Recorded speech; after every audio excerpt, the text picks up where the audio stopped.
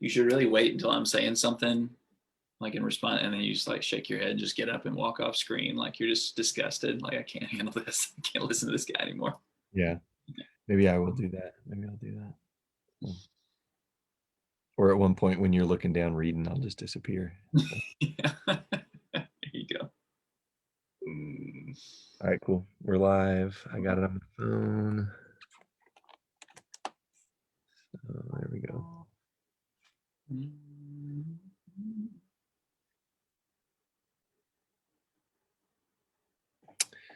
Cool. Right now it says we have one watcher. That might be me or you. Yeah, I think so.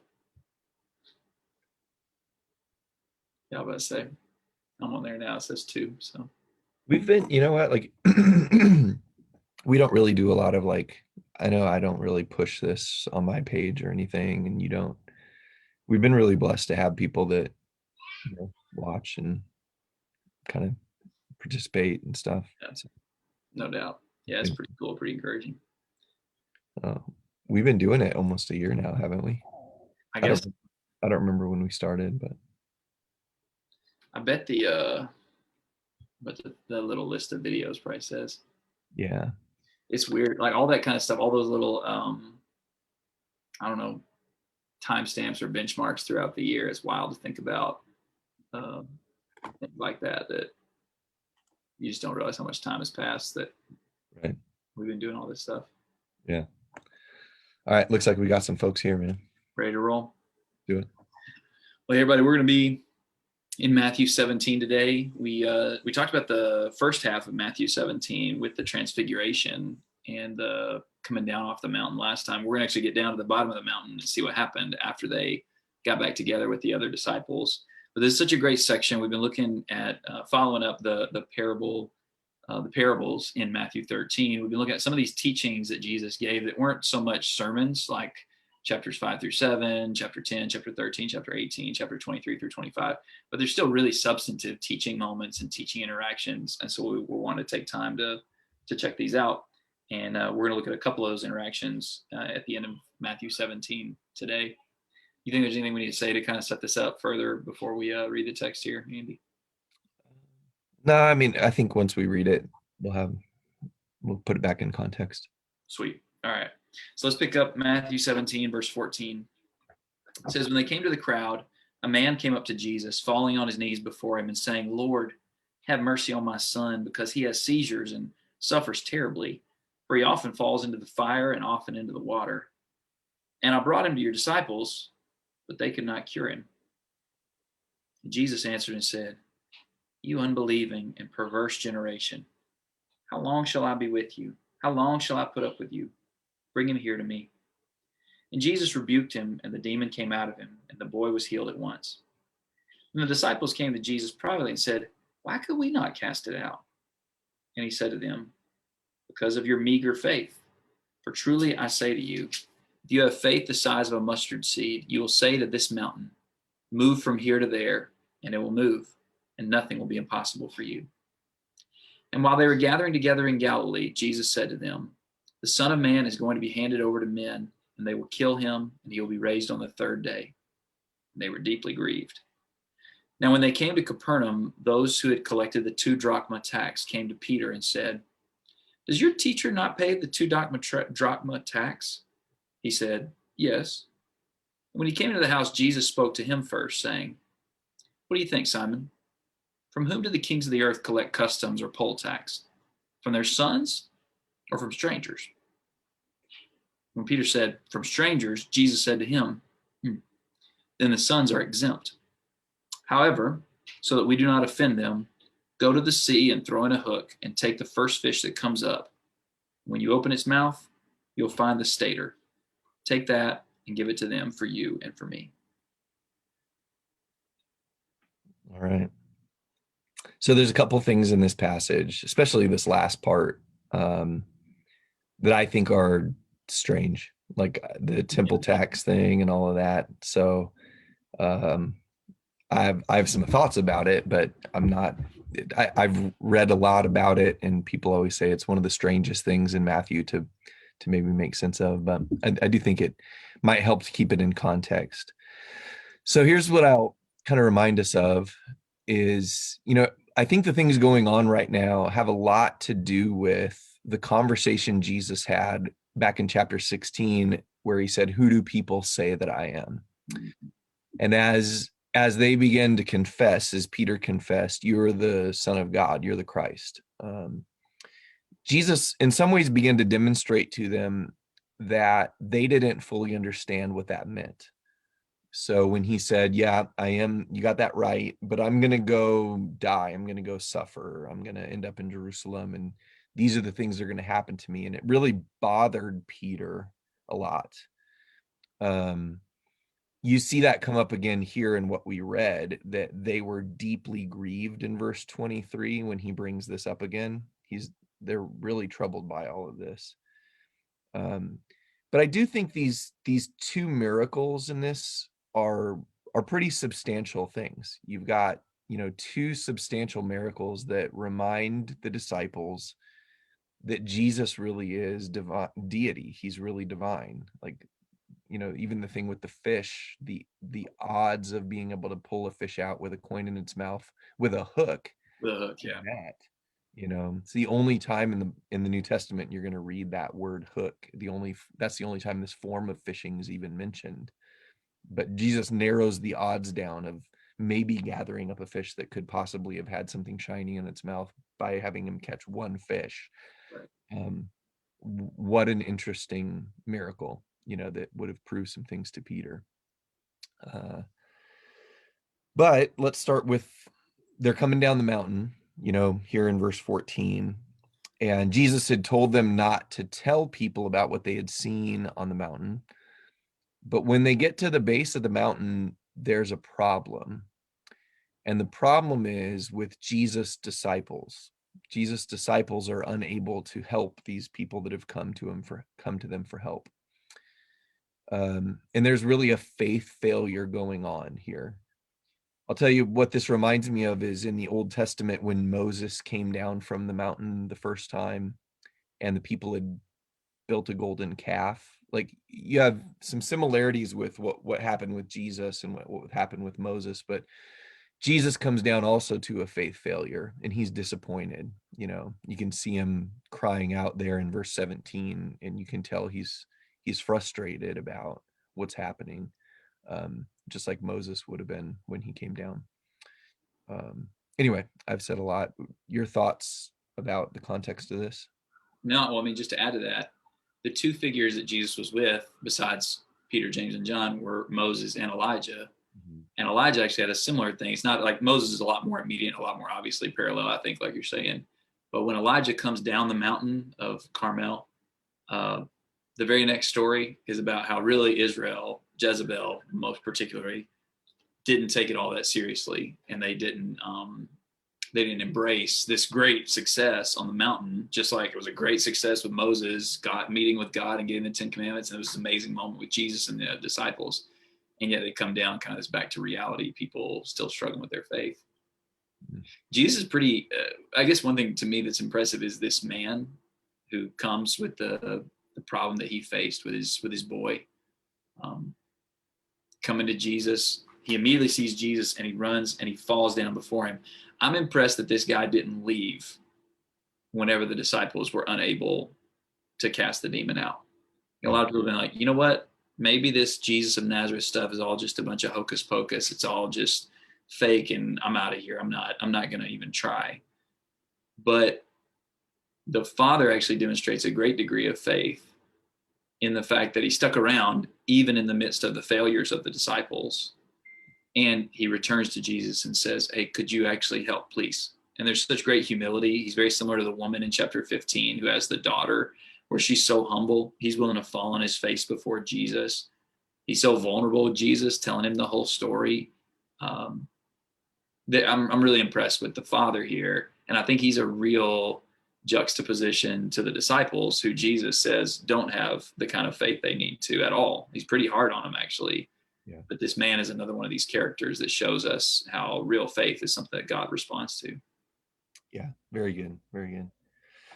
So this is probably like a side point in this, as Ed points out here, you know, there's some themes going on here that have to do with the fact that they've just pronounced Jesus to be the king, and Jesus is showing his authority, and he's also going to be showing, I think, in this temple tax thing, a little bit about the balance between his authority as the king of the universe and having to sort of still be in submission to earthly kings, and almost foreshadowing some stuff that's going to happen in Jerusalem, I think. But that, be that as it may, a side lesson here is that sometimes the way we act as disciples causes people to look at Jesus a certain way.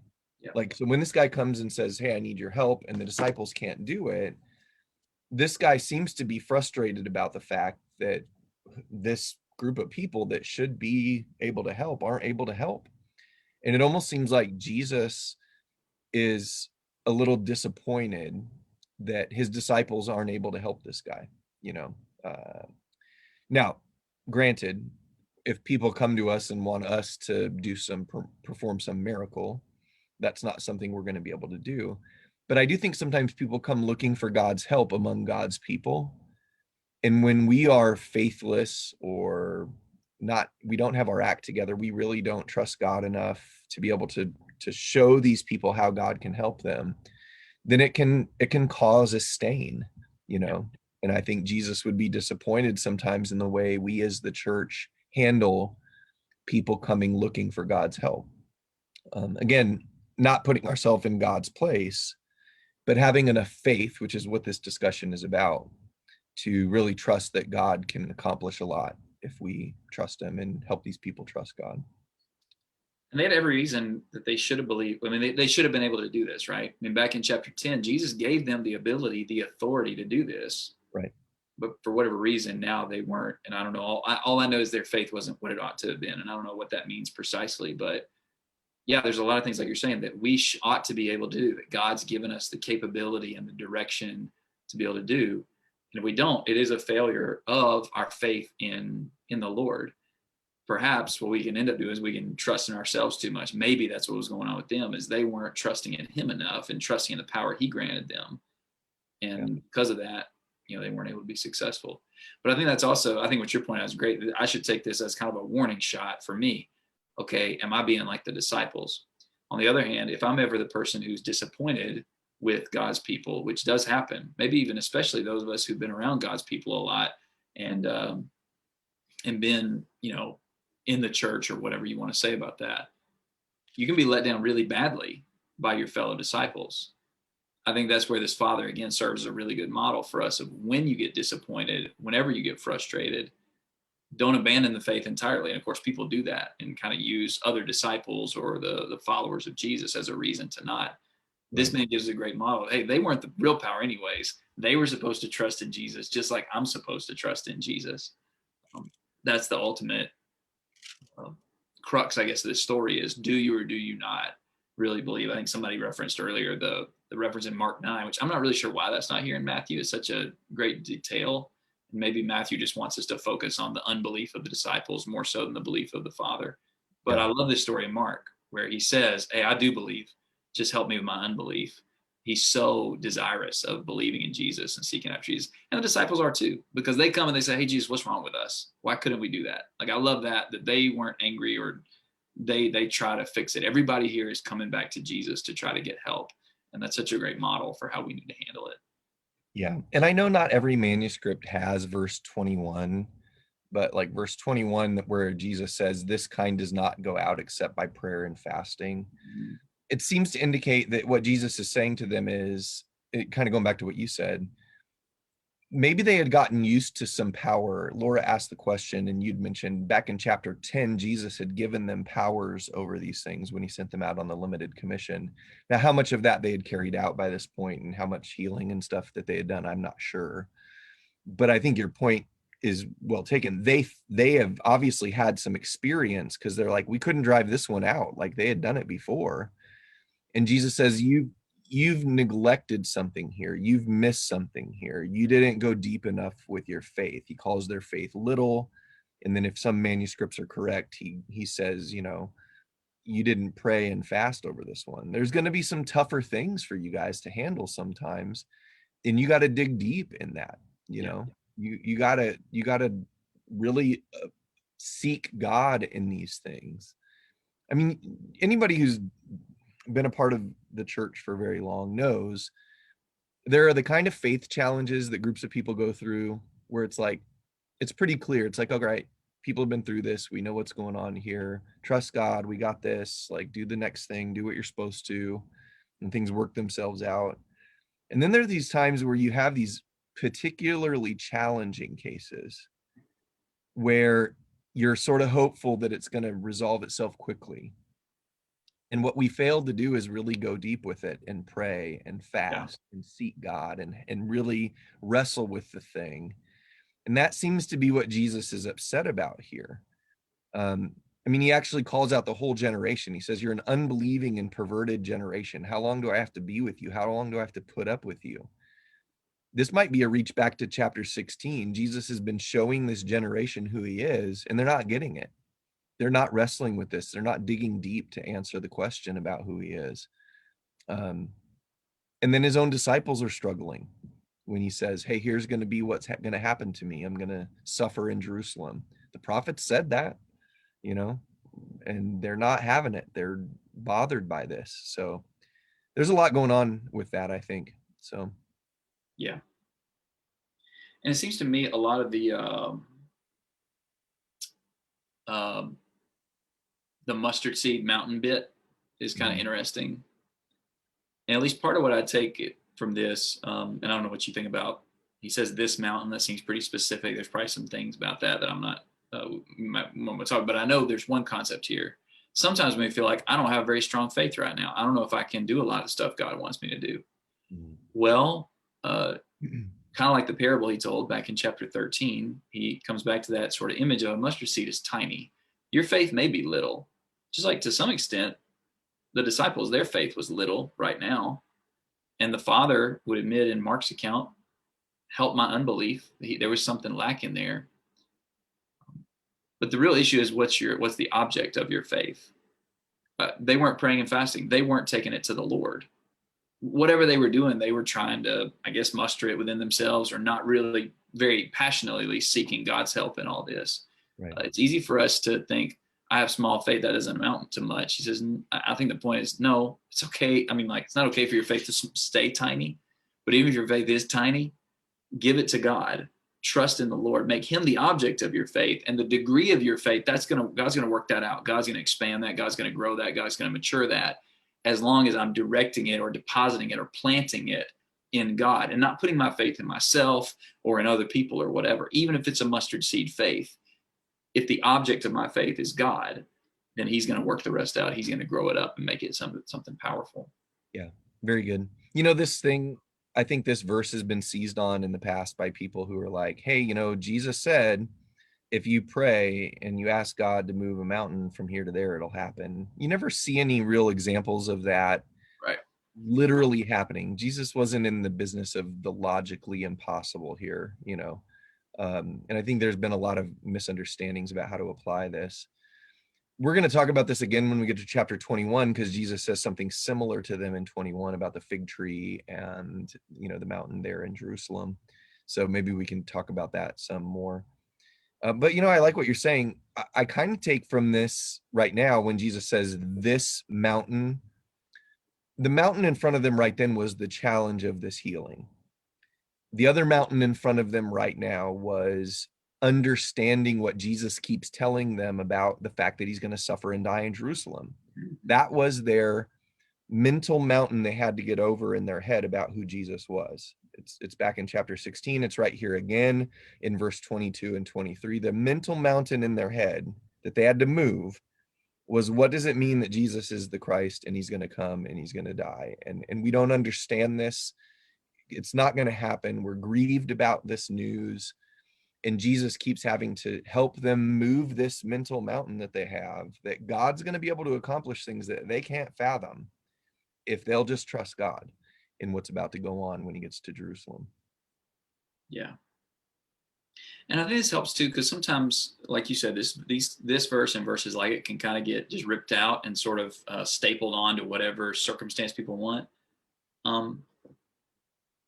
the faith that they should have had, or faith always, is rooted in the promises and the word of God. So, for instance, the being able to cast out the demons, they knew they were able to do that. Jesus had told them so. Right. Jesus going to die and being raised again on the third day, this was a promise. They needed to believe in that word. Yeah. And I guess that's the same for us. Sometimes we can have this, I need to have faith like a mustard seed in whatever random situation. What I most of all need to have faith in and believe in God in are in the things that he said. So, for instance, when it comes to serving others, preaching the gospel, overcoming temptation, there's so many things that God has said. And the reason why maybe I don't preach the gospel as well as I should, or the reason why I don't overcome temptation as well as I should, or the reason why I don't whatever love like God's told me to, is because maybe I haven't had enough faith in what he said, what he told me, even stuff that doesn't seem possible to me. Right. Sometimes this gets used in like just if you can believe it, if you can dream it, then it'll happen. That's not really, I don't think, the point here. The point is you got to take the things I've told you and then run with those, believe that they're going to happen. And so if we could concentrate on, man, I have the ability to overcome this temptation I keep giving it to. I have the ability to go out and preach the gospel in an effective way. It's not because of me, because God said, if you go out and speak, my word won't return to me void, or I'm going to do so. It's the power to salvation, all that stuff. And so this is a really good exhortation to take the promises and the words and the commands of God, do them, trusting in him, and believe that he's going to move whatever mountain that may be that seems really insurmountable. Yeah. Great point. That's really good. Layla, I don't remember how to pronounce Layla or Lila's name. She was asking about Jesus' disappointment here. I sense that Jesus is disappointed not simply with the disciples, but with the whole generation and the sort of the whole of the Jewish people. Yeah. And again, that's why I think keeping it in the context of Jesus has been asking questions. Who do people say that I am? Are people seeing things clearly from a spiritual perspective? What's happening with these disciples is, yes, they gave up. It sounds like they didn't keep trying with prayer and fasting and really focusing on trusting God here. But again, I think this comes back to the larger context of they are wrestling with who is Jesus and what does it mean that he's here? Yeah. Who is he and what does it mean that he's here? Which kind of leads us to this last section about the temple tax. Why is the story here? So here's my brief thought about this. First of all, when they get to Capernaum and there's this tax that is being paid, whether this was an annual tax or like a one-time tax, it's hard to tell. The question that comes to Peter almost sounds like it's going to be an accusation against Jesus. They form it in the negative, but Peter just almost without thinking is like, well, yes, he pays the tax. And he probably didn't think much more about that interaction until Jesus asks him, and he's like, hey, Peter, what do you think about this? Like, now imagine that. Peter comes in after kind of a strange interaction. I'm sure the disciples were getting lots of questions like that. Like why doesn't he eat with, why doesn't he wash his hands? Why does he do this? Why does he do that? Right. And Peter's probably had a lot of these questions, but this time Jesus decides to ask him, hey, what do you think, Peter, Simon? And then the question he asks is, kings of the earth. Now, Peter's just made the confession that Jesus is the king of heaven and earth. He's the Messiah. But the kings of earth, who do they take taxes from? Strangers or sons? And Peter, strangers? Yeah, that's right. They don't tax their sons. So Jesus' point about, hey, the sons are exempt. I think partly what Jesus is saying is, I don't need to pay this tax. And I don't really need to submit to the kings of the earth. Or when we get to Jerusalem and the leaders of the Jews put their hands on me and put me on a cross and try me, I'm really exempt from their judgment. I'm exempt from it. But, basically so as not to offend them, like so that I can show that we can do this, I'm going to pay their tax. Just like when he gets to Jerusalem, he's going to submit to their authority, even though he's a son and he's the son of God and he's the king of the universe. I think what you have going on here is a lesson that he was teaching them about what was going to happen when he finally did get to Jerusalem, and the balance between his authority and his submission to this terrible thing that would happen. But it was also an object lesson for the apostles who had to work their way through the book of Acts and still be under the authority of rulers and powers and submit to those authorities while understanding this world really didn't have the authority on them. I don't know what's all going on here, but that's some of my thoughts. What do you think? Yeah, no, I love that. And it's interesting that this is the follow up to the last story. So the last story, basically, to summarize, is you need to have faith in God, even if it's tiny faith, whatever. You need to have your faith in God. You need to be praying and fasting, trusting in the Lord to take care of things. Right. And along the way, this next story is, don't get too caught up on the events and affairs of men. You just kind of do your best to just go along and get along and keep on serving God and trusting in God. Mm-hmm. And boy, that's a great lesson for us, because Jesus could have asserted his authority to not have to pay this thing, but he, like you said, he's willing to submit to it. And of course, the cross is the greatest demonstration of that, as you pointed out. So I love that. And I think it's really relevant for us. There's all kinds of things we're always going to be bothered by in the affairs of men that we may say, well, I don't have to do that. I don't have to submit to that. I know I feel that a lot of times, and I hate that stuff. But I think this lesson is a pretty pointed exhortation by Jesus, where he's saying to not only Peter and the other disciples who were dealing with the temple poll tax, but he's saying it to American Christians in the 21st century. Hey, as much as you can, you need to just go along and get along. And that's what they did. I mean, like a great example, you mentioned the book of Acts. A great example to me is in Acts 5. They get arrested, and then they're set free, and the Lord says, go preach. So they go into the temple in the morning preaching, and then the guards come back, and the guards were afraid to seize them, it says, because the people were so enamored with what the apostles were doing. And so they basically asked them, hey, would you guys please come with us to your trial? And the apostles could have been like, we're free from that. We're exempt. Right. But instead, they just say, okay. And they go with them, which ended up with them getting beat up, flogged, if I'm not mistaken. By the end of that, they were willing to submit, even though they didn't have to, because they had such a powerful faith in what God was doing. They didn't feel the need to trust in themselves or trust in governments to rule properly or whatever, because they knew that God was ruling over them. And whatever happened on this earth, they were just trying to go along and get along as best they could in the world so they could stay on their mission to serve God and honor him. I think Jesus shows us a great thing here, and it's a good lesson for me. Yeah, very good.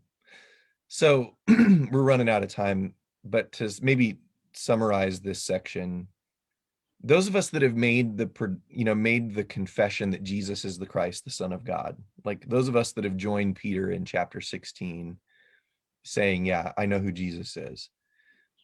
We are going to have to see that Jesus is the one who's capable of dealing with the things that we can't deal with. Like that's what these two stories are about. Jesus cast the demon out that we couldn't. Jesus provides the temple tax in a miraculous way that is just something that couldn't be done. Yep. So what I would say is this text is mostly about us recognizing something about Jesus. But then the secondary lessons, I think we go back to, Pete said this a minute ago. We've all had our share of mountains, this last year. And we all have had our share of dealing with maybe the way we feel about authority and the way the world works, and ways we get frustrated about having to live within that world. So this is a really good place to come back to and say, God can see us through this.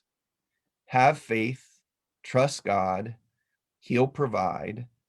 We do have to live under the kings of the earth, even though we may want to say that we're the sons who are exempt. We're going to face mountains that seem hard to move. But if we continue to seek God, pray, fast, he's going to provide. He's going to take care of things. This will be something that'll help us bridge the gap to chapter 18 too, because the questions they're going to start asking about, hey, what's our place in the kingdom, I think is going to tie back to what they were learning here. So yeah. So the punchline for me is, whenever I'm struggling to help people, or I'm struggling to get over whatever mountain it may be, or when I'm struggling with my attitude with things that are going on around me, the real thing that I'm struggling with is really to trust in the Lord. Mhm. And what we see here is with all the disciples, they do a bad job of it. Peter does a good job of it, though. Peter does an unheard of thing for a guy like him. He knew that no, you don't just throw a hook in the water and then magically end up with a fish, but he trusted in Jesus. And so for me, when I'm struggling with these things, whether it's serving others, overcoming mountains, or whether it's dealing with my attitude toward things in the world around me, I need to go back to really the basic. Am I really trusting in the Lord in this, or am I kind of trusting in something else, myself, or some things in the world? So this is a really good exhortation, I know, for me. Yeah. It's almost like, did I really listen to my own confession? Yeah, When I say that Jesus is the Christ, the Son of God, did I really listen to what I said? And that might be what he's doing with Peter here. Peter, hey, think about this. What do you think? Do I really have to do this? Am I exempt from this? And just to show him that he is exempt from paying the temple tax, he gets the temple tax out of a fish's mouth. yeah, You know what I mean? Like, look, Peter, I can control this whole universe. Like, you just, you need to understand what I'm saying here about being the king. So good. All right, everybody. Thanks. There's tons of comments today. I love yeah. that. This is cool. There were so many comments I knew if I tried to keep up with it, I was going to not even notice what was happening. So I hope you guys are learning from each other, and we appreciate you being a part of things. Amen. No doubt about it. Thanks, everybody. Oh, and we won't be back till next Monday. So our lives are a little bit busy right now, so both of us can't be on the same page all the time. So next Monday. See you guys.